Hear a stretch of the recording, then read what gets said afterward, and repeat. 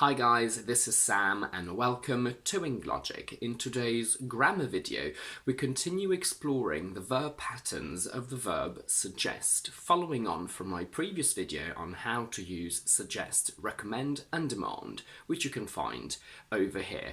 Today we will see how different verb patterns can convey completely different meanings and how these differences vary between British and American English. So please don't forget to like this video and subscribe to my channel, and let's get started. As we saw in our previous video, the verb suggest with the meaning of giving advice follows these following patterns where the word that is optional. We have an informal version which is suggest that somebody does something. You suggest he finds a house. We have a more sophisticated version that uses the word should. You suggest he should find a house. And the most sophisticated of the three options is the one that utilises the subjunctive, which is the one that is expected of you in English exams and in very formal contexts. So we say, you suggest he find a new house, where the subjunctive is basically the base form of the verb. If we look at the formula with should and the one with the subjunctive, we can see that whilst we can play with the tense of suggest, so you suggest, you suggested, you will suggest, you would have suggested, the verb that comes after never changes. So we always say he should find a new house, and in the subjunctive we always say he find, regardless of when the verb suggest happens.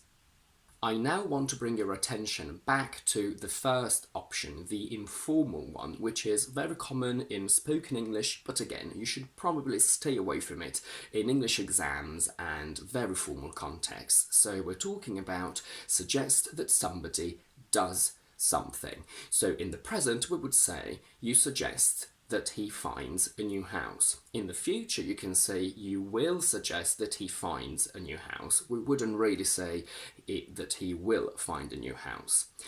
I would have suggested that he finds a new house is possibly correct, but it's not something that we would ever say in common normal English. And we can also say you suggested that he finds a new house. This is correct, again informal, and it would only happen if the suggestion was made yesterday in the past, but it's about something that he has to do in the future, so not something that he had to do right there in the past. So you suggested yesterday that in the future he finds a new house. My question to you now is, are these two sentences correct? You suggested he found a new house, and you suggested he find a new house. And this is where things get very interesting because, yes, both of these sentences are correct, but we definitely need to explore them a little bit more and expand on their meaning. Let's take a step back. So far we've analysed suggest with the meaning of giving advice, but suggest has a completely different meaning too. It also means to imply, insinuate, to say something in an indirect way and to make somebody believe that something is true.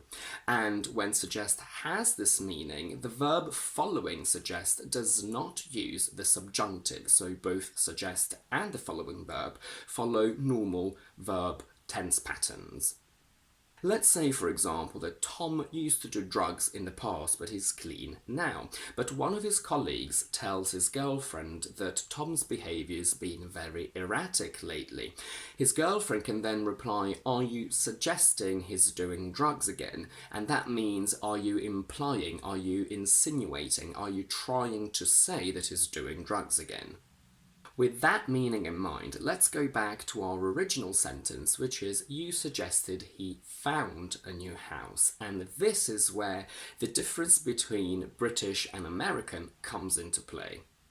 In British English, in this sentence, the verb suggest can have both meanings. Informally, it can mean that you gave him the advice to find a new house. Following the informal structure, suggest that somebody does something.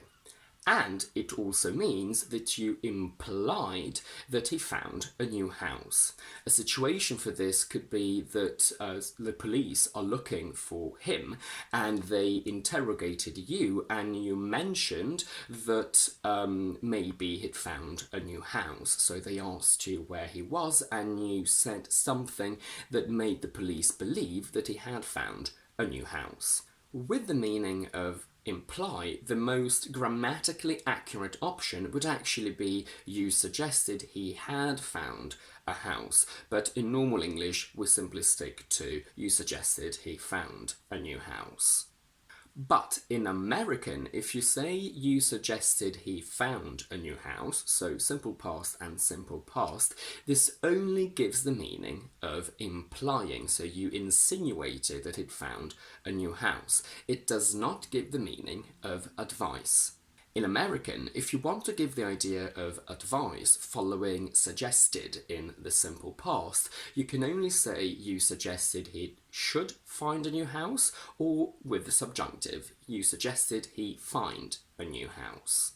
Although I've said that the structure you suggested he found a new house can be used informally in British English to give the idea of advice, I have to say that it's not that common, even though we do speak informally when we speak normally. When we want to give this idea of advice in the past, we usually tend to stick to should, so you suggested he should find a house, or to the subjunctive, you suggested he find a new house.